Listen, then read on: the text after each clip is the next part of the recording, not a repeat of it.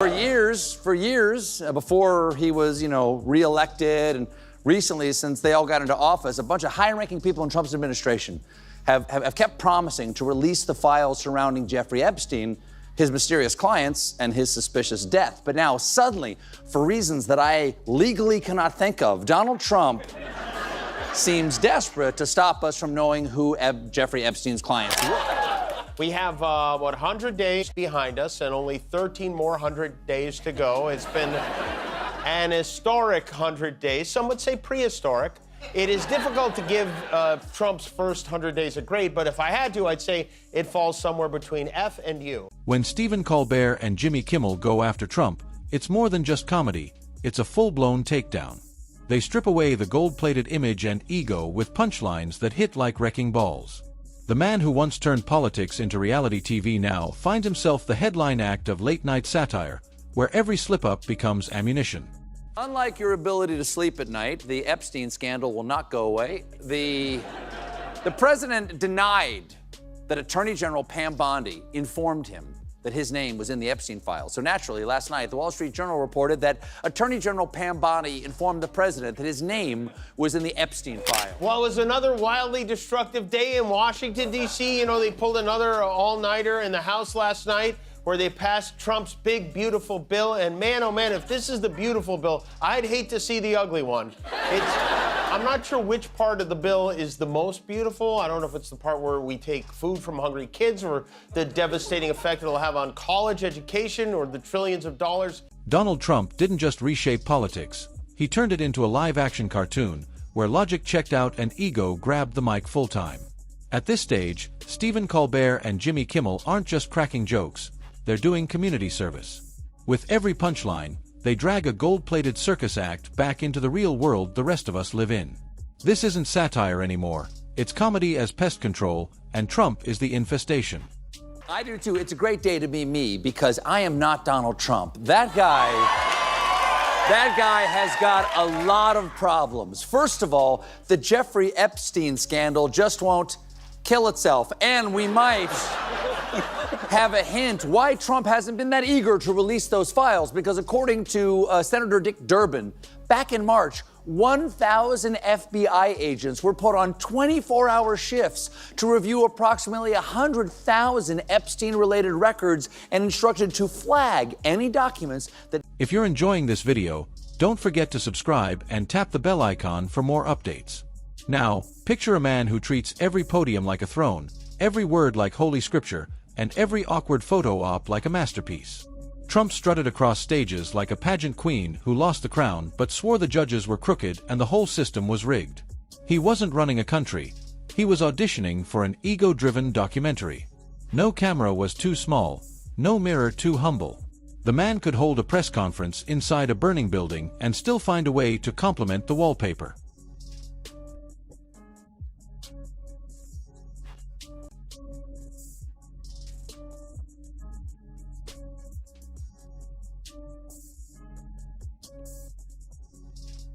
Donald Trump was not at the Met Gala last night. He has been at the Met Gala. He was not there, even though he's done more for black style than any president, including Abraham Lincoln. Trump met today with Mark Carney, the new Prime Minister of Canada and future governor of North Montana. Ahead of the meeting, Trump posted about how we don't need anything from Canada. We don't need their cars or energy or lumber or anything they have. But then when the new Prime Minister showed up in person, it was as if they were a couple of... Colbert doesn't need to exaggerate. Trump's every move is already overflowing with comedy that could fuel late-night writers for a decade. The endless hand gestures, the vocabulary that barely scratches 3 adjectives, and sentence structures so chaotic they should come with a construction permit. Every speech felt like a suspense novel, except the suspense was whether he'd actually finish a thought without losing the plot entirely. Kimmel doesn't even have to write jokes. He just rewatches clips like a comedy archaeologist, uncovering ancient relics of pure delusion.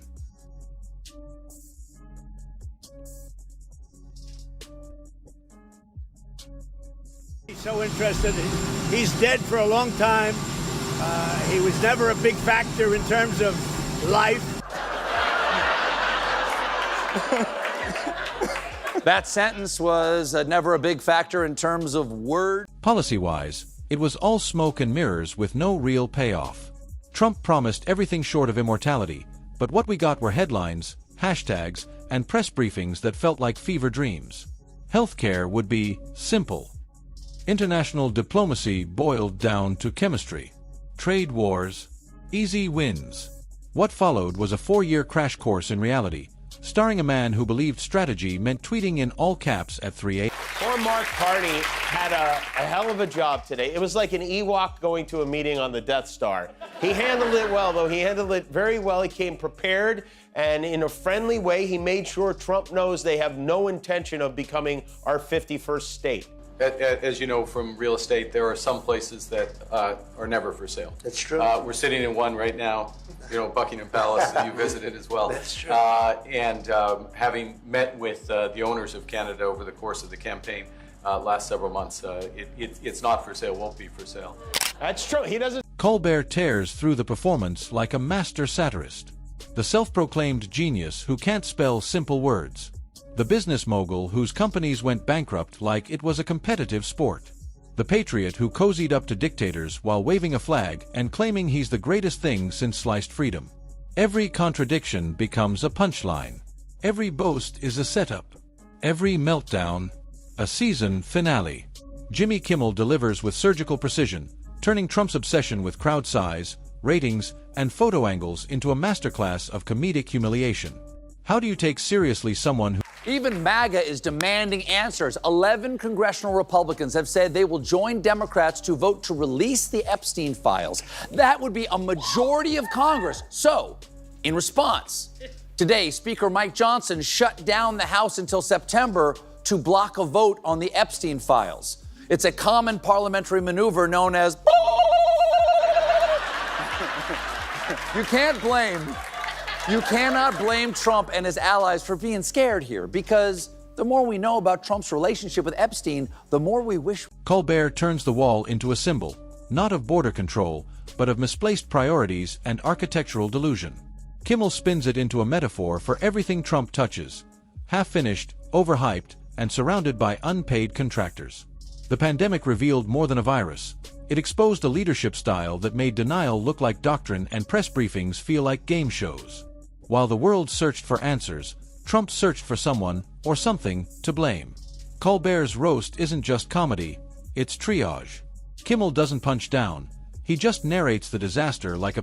We don't know if he was doing the creepy crime, but we do have a cover-up. And just like the cover-up on his face, it is patchy, and there's something really ugly under there. The incriminating details just keep coming out. For instance, this resurfaced 2010 Jeffrey Epstein deposition.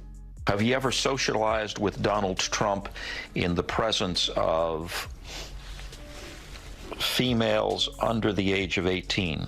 Okay, that's a slam dunk. Just say no. Okay, take it away, Jeffrey. Though I'd like to answer that question, at least today, I'm going to have to assert my 5th, 6th, and 14th Amendment rights, sir. Kimmel mocks it like a glitch in the American system, a software bug that keeps rebooting. Colbert treats it like a tragic sequel nobody asked for but everyone is forced to watch. Trump's media empire is a carnival of conspiracy, with him as the ringmaster of reality rejection. The truth bends to fit the crowd's vibe, and every contradiction is waved away as fake news, witch hunts, or jealous critics. Colbert slices through the chaos, exposing a man allergic to accountability who turns every question into an attack. Oklahoma City to Indianapolis. Is that a finals matchup or an empty leg on Southwest? Thank you. I mentioned last night that our team here in LA, the Lakers, have new owners. The Buss family is selling the Lakers after 46 years. They've owned it since 1979 when Dr. Jerry Buss bought the team for $37 and a bag of cocaine. This sale is reported to be valued at around... Kimmel repackages it like found footage from an alternate dimension where sense and syntax were banned. This wasn't a press strategy. It was a parody performance with real-world consequences. And then there's the endless parade of firings. Staff came and went like contestants on a reality show elimination. You're out. You're fired. You blinked wrong. Colbert holds that chaos up as Exhibit A in the Museum of Dysfunction, while Kimmel treats it like a sitcom, except the laugh track is replaced with international facepalms and late-night despair. Trump's obsession with being adored by celebrities while simultaneously trashing Hollywood was a psychological riddle wrapped in a tabloid. Colbert spins that into gold, showing how a man desperate for cultural relevance became the punchline of every award show, monologue, and meme. Kimmel wraps it up perfectly. The critic who wanted to be the star ended up as comedy's most generous benefactor. And the economy. Trump took credit for everything that rose and blamed the universe for everything that fell. A financial gamble where he shouted, "Jackpot," using someone else's chips. Last night, Trump, who is the president, left the G7 conference a full day early. The other world leaders assumed he left to work on a ceasefire in the Middle East, but Trump denied that. He said it has nothing to do with a ceasefire, much bigger than that. And now, today, we know what it was he was working on. He posted this: "It is my great honor to announce that I will be putting up 2 beautiful flagpoles on both sides of the White House. It is a gift from me. These are the most magnificent poles made. They are tall, tapered, rust-proof, rope inside the pole and of the high..." Colbert laughs through the smoke and mirrors, exposing how Trump's tax cuts for billionaires and record-breaking stock market highs never seem to reach the people working 2 jobs just to get by. Kimmel turns it into a mockumentary, The Illusion of Prosperity, narrated by spin, inflated numbers, and unshakable bravado.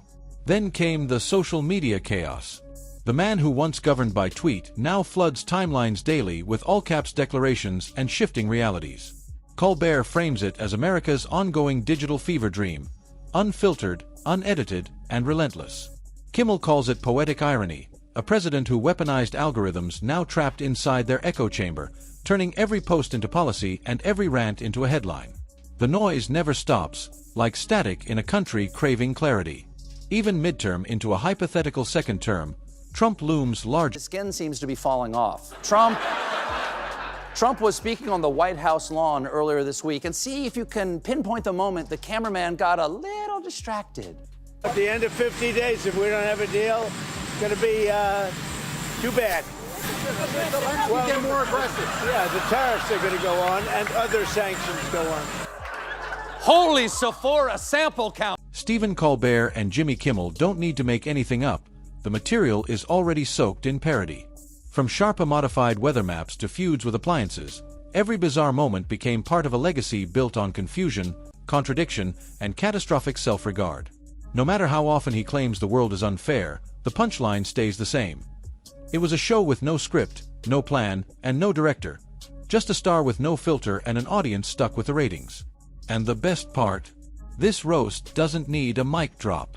The mic dropped itself the moment Trump declared he was the best at everything. Colbert and Kimmel just picked it up, polished it, and turned it into comedy gold.